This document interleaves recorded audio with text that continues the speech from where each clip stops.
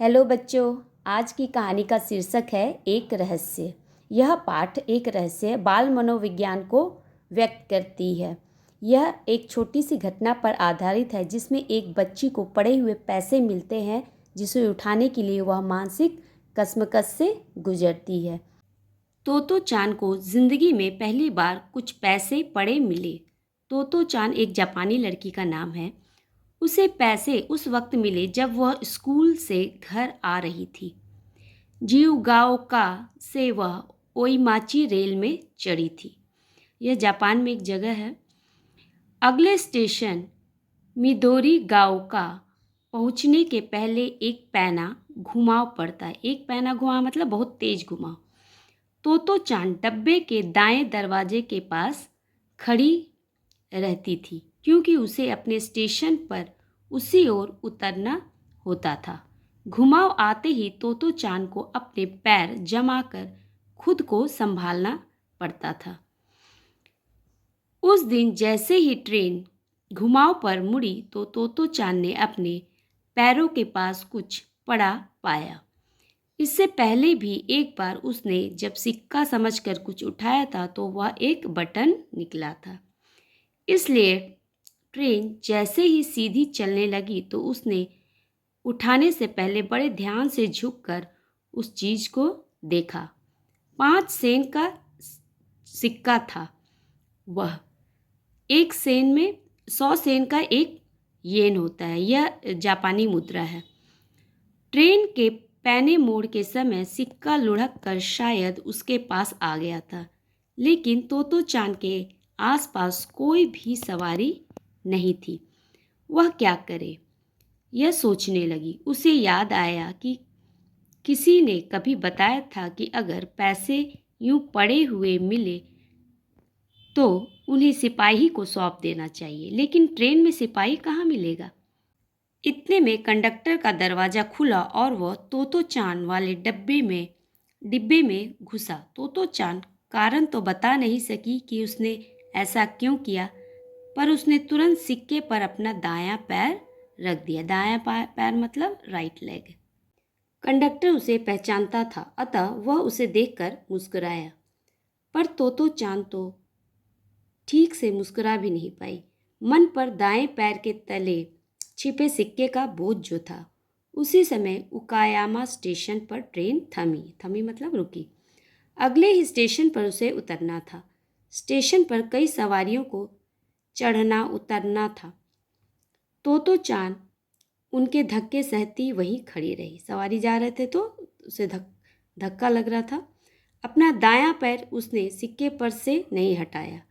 आगे क्या करना चाहिए वह इस बारे में सोचने लगी।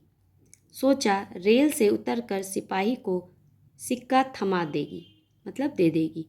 अचानक एक ख्याल आया, अगर पाँव के नीचे से सिक्का उठाते देख किसी बड़े ने उसे चोर समझ लिया तो क्या होगा।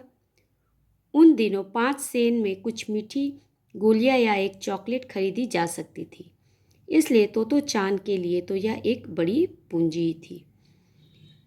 चाहे बड़े के लिए वह मामूली सा सिक्का हो, वह इस ख्याल से चिंतित हो गई। वाह, अच्छी सूझी, उसने अपने आप से ही कहा। मैं धीमे से कहूँगी, अरे मेरे पैसे गिर गए, तब तो सब यही समझेगी कि सिक्का मेरा ही है। पर मन ने तुरंत एक दूसरी समस्या उठाई।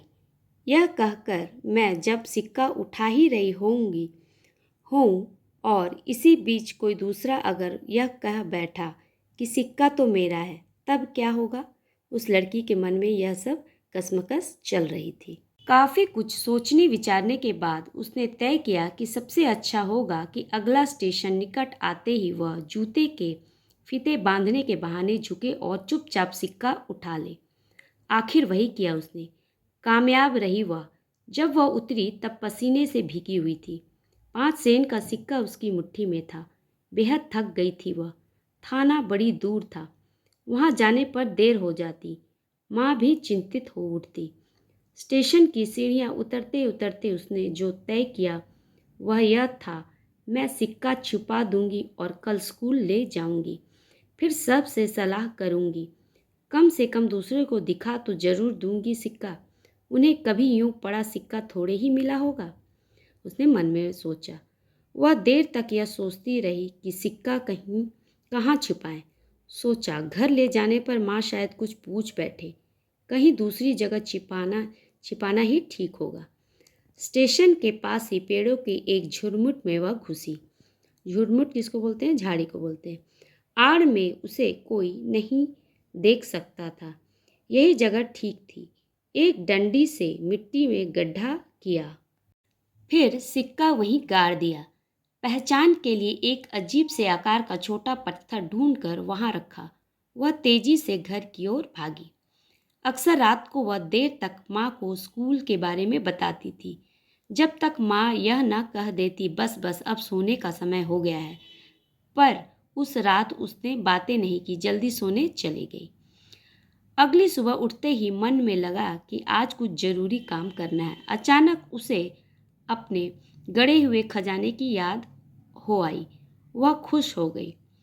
रोज से जल्दी वह घर से निकली, रॉकी के साथ दौड़ती हुई झुरमुट तक पहुंची। यही है, यही है। पत्थर का पहचान वहीं पड़ा था जहां पर रखकर गई थी। मैं तुम्हें एक बहुत अच्छी चीज दिखाने वाली हूँ, उसने रॉकी से कहा। पत्थर हटाकर मिट्टी खोदी, पर 5 सेंट का सिक्का न जाने कहाँ गायब हो गया था। उसे इससे पहले कभी इतना आश्चर्य नहीं हुआ था। क्या सिक्का गाड़ते हुए किसी ने देख लिया था?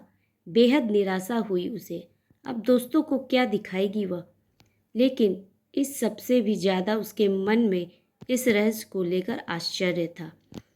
इसके बाद जब भी वह उस झुरमुट के पास से गुजरी, हर बार अंदर घुसी, इधर उधर खोद खोद कर देखा, पर सिक्का कभी नहीं मिला। शायद कोई छुछुंदर ले गया होगा, वह कभी सोचती। फिर सोचती, क्या मैंने उस दिन सपना देखा था, या ज़रूर भगवान ने मुझे सिक्का छिपाते देख लिया होगा। लेकिन बहुत अटकलें लगाने पर भी गुत्थी कभी नहीं सुलझी। यह एक रहस्य ही रहा जिसे वह कभी भी भुला नहीं सकी।